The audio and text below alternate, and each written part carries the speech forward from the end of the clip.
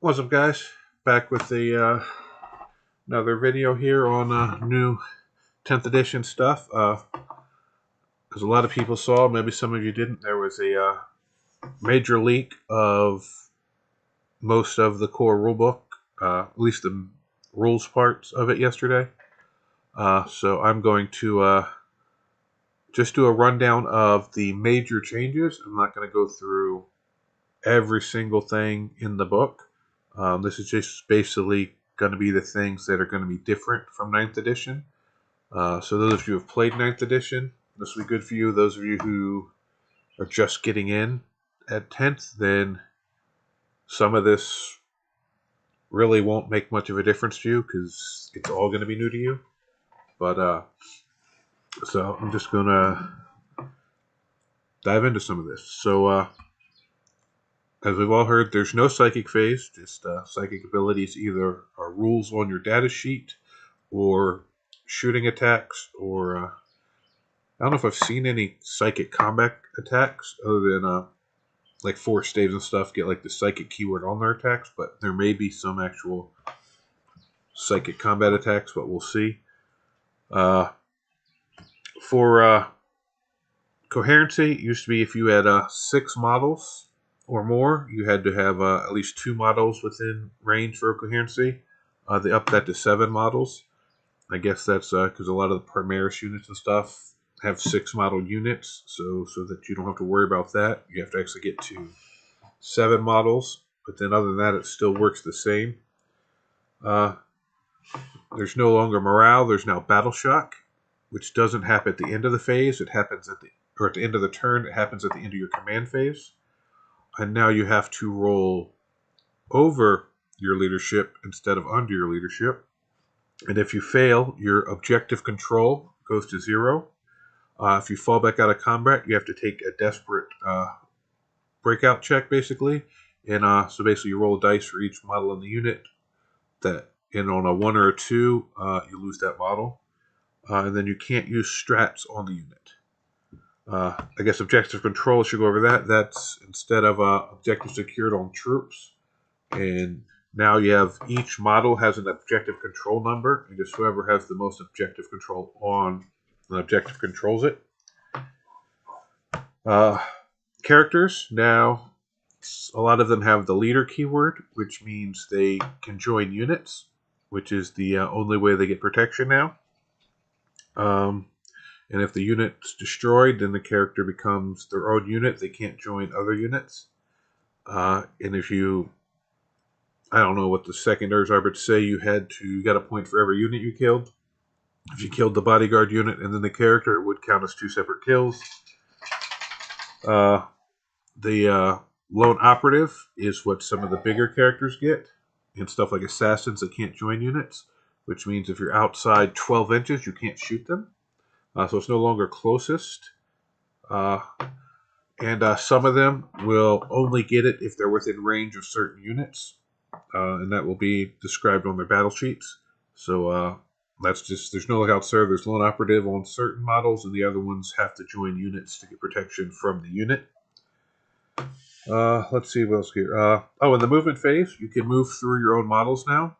So no more worrying about someone rolling low on their advance and holding up units behind them, or having to worry about which order you move stuff. The only exception to this is monsters and vehicles cannot move through other monster and vehicles.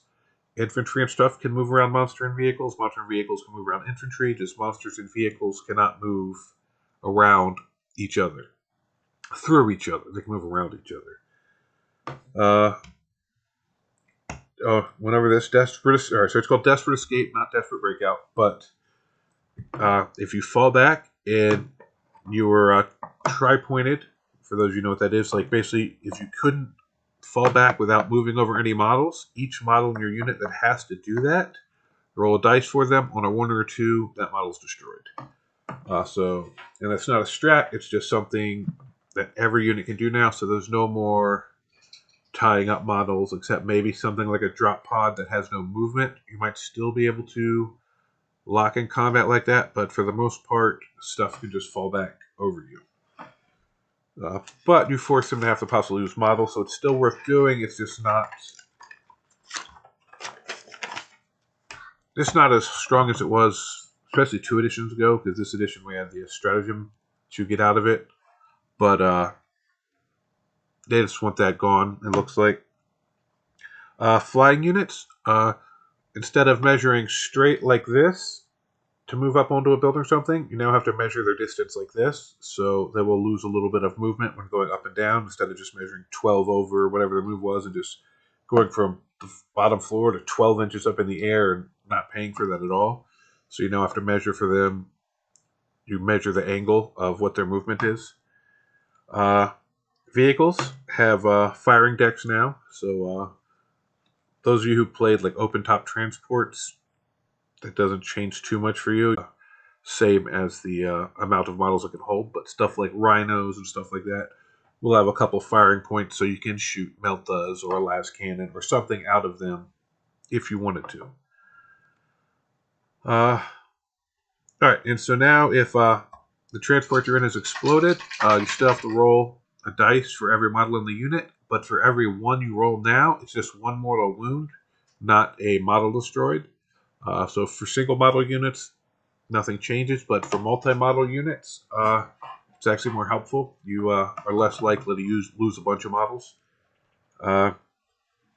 If your vehicle is destroyed, you are battle shocked until your unit's battle shocked until your next command phase, and they can't charge and count as having made a move. And then if you have to emergency disembark, that is it's on a 1 to a 3, you fail, but it's just a mortal wound. So once again, on single wound units, this is going to be much worse. On multi-wound units, this is actually a little better. But the big thing out of this is the battle shocked. You're auto battle shocked. So used to be, man, they got a transport with 5 OBSEC troops in it. I don't want to kill it because they'll take the objective. Well, now you kill it, they drop out, they're battle shocked. They don't have any objective control on an objective. So it's going to be easier to take the point objectives from a transport, even if it's got models inside it, because until their player's next turn, it doesn't count. Although, if you think about it, all right, it's not as good as I was thinking, because if you kill it on your turn, on their command phase, they're going to come back and control it, so they would still have it for their turn. So I guess if you somehow kill a transport in the controlling player's turn, then it's a little better, because you can, so you could heroic into it or something, then you can control it on your turn, even though they have models there.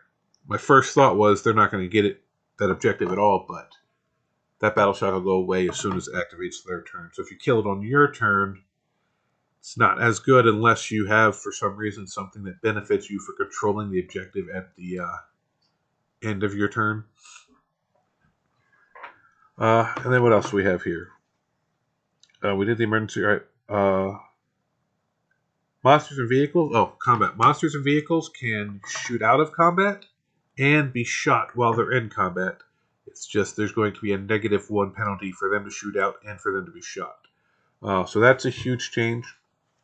You can't charge knights and stuff into combat and have them protective if the unit couldn't fall back, although now falling back is a lot easier. And now units don't have to fall back, so you have a good combat unit in with a vehicle.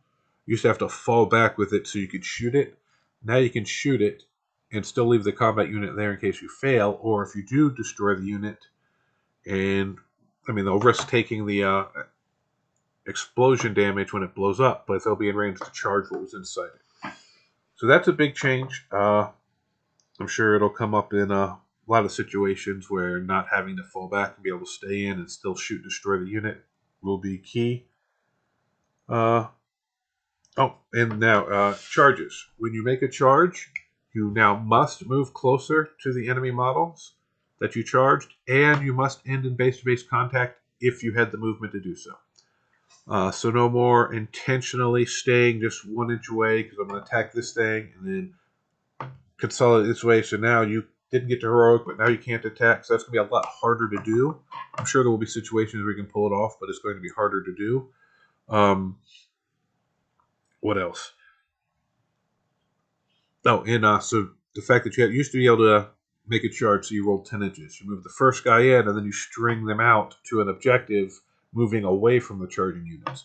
Now, you could still try to do that, but every model must end closer to one of the units you declared the charge against. So you don't have as much free reign with that, so you have to set it up a little more carefully. Same with pile-ins now. You have to pile towards the enemy, and you have to get in base-to-base contact if possible. And consolidation. You can only consolidate if you end in engagement range. And you have to get in base-to-base possible. And there's the only stipulation that is if there are no enemy units that you can get into engagement range with. If your 3-inch pile-in, or if your 3-inch consolidate will allow you to get onto and control an objective marker, you can do it. But if your pile-in won't get you an engagement range and won't get you onto an objective marker, you actually don't get to do your consolidate. I keep calling it pile-in. You won't get to do your consolidate. So that a lot of people probably will forget that, but you basically won't always get that 3 inches of movement. And now fighting is, you can fight if you're within an inch, but to fight through people, you have to be within base to base in a model with, and you basically a model in base to base can have another model in base to base with him fight through. So you basically have to get into base to base with your first guy, and your second guy has to be in base to base with your first guy to have both of them swing into a unit. So it's gonna just something we'll adjust to it quickly, just like we adjusted to the 1/2 inch within a 1/2 inch this edition.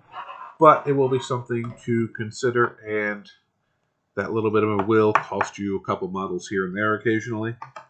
All right. And then we got, and this is big. In the fight phase, last edition it was, the first step was chargers and fight first, and whoever's turn it was got to choose first there. And then in the second round, ongoing combats, your opponent got to choose. Now, if you charge, if your opponent has fight first as well, say they have Slaanesh or something like that, they will get to choose the first unit, even though it's your turn and you charged. And then they still get to choose first in the second phase. So your opponent, if it's your turn, your opponent gets to choose the first unit in both steps. Now, if they have no fight first in their army and you charge, then it works the same way. You do all charging and fight first, and if they don't have any, then you get to do all yours, and then. So the only time it's really going to be different is if they have fight first and you charge into them, they will actually get the first activation.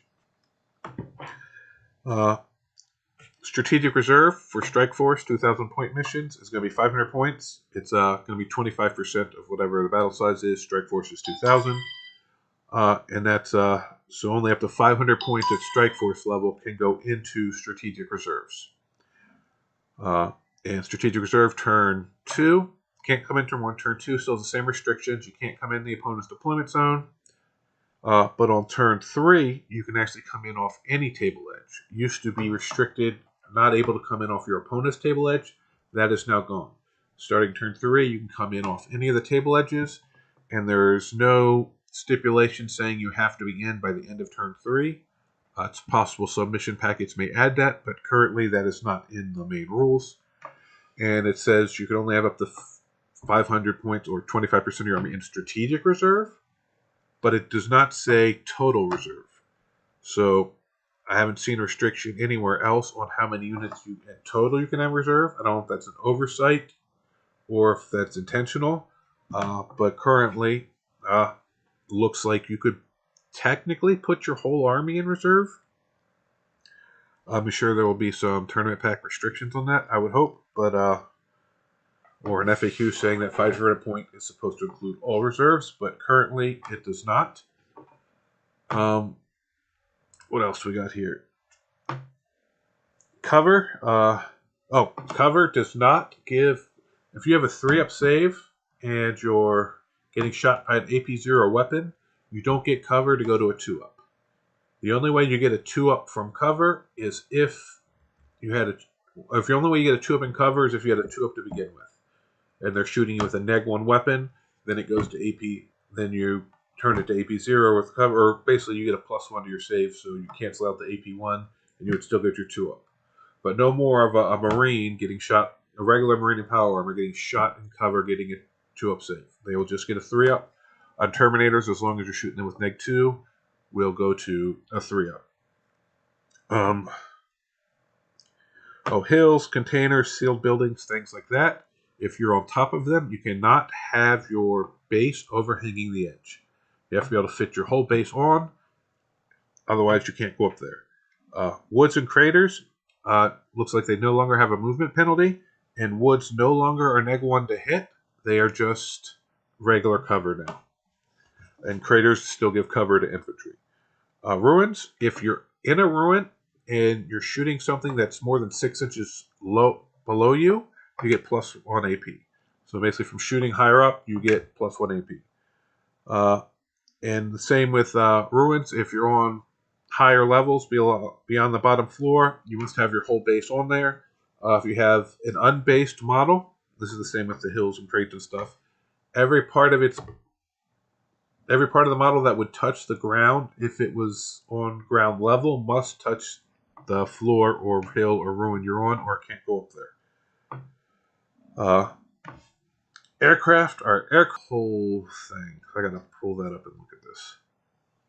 Alright, so aircraft have to be deployed in reserve if they're in aircraft mode. Aircrafts have a minimum movement of 20, but no max movement. After they have moved their at least 20 inches, then they can do a turn, not before, and they can turn up to 90 degrees. If at the end of their movement, if their movement would take them off the table, they just go into strategic reserve and will come back. What else? Still can't charge them unless you have fly. You can ignore them in the movement phase and stuff, charge phase, as long as you don't end an engagement range with them. You can move over their base and stuff. But then now you get hover. Some aircraft have hover listed in their ability, so they have to have their hover ability. Basically, you declare it at the beginning of when you're deploying, basically, that they're in hover. Their movement characteristics is moved to 20 inches max, and they can't leave hover. There's no switching between hover each level. They don't automatically go in reserve, so you can deploy them regular, but they lose the aircraft keyword. So that means they're going to be able to be charged regularly by normal stuff because you're hovering down to the ground. So to remove all the aircraft restrictions on yourself, you have to come to hover, which means you can be interacted with by all the stuff on the ground. They can't move past you, so you could move block it with it at this point, but you will be able to be charged by everything. And anything else? No, that's pretty much all the stuff. Main changes on aircraft. Objective markers. You can't end your move on an objective marker anymore. So minor change is something to pay attention to. And they don't give us the actual full missions in here, but that is the main changes. So some of it I like. The opponent fighting first in the first step of the fight phase, I'm not a big fan of, but that's because I like playing combat armies. If you play a defensive combat army, that's good for you, or something like Slaanesh that just has fight first everywhere.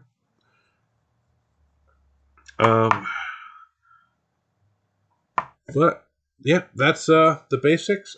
Didn't want to make this too long, so didn't go through every single detail in the book because a lot of it is basically the same as last edition. But whenever we get the main mission cards and stuff in hand or leaked, I will break down the mission cards, and should have another Factoid Focus coming out later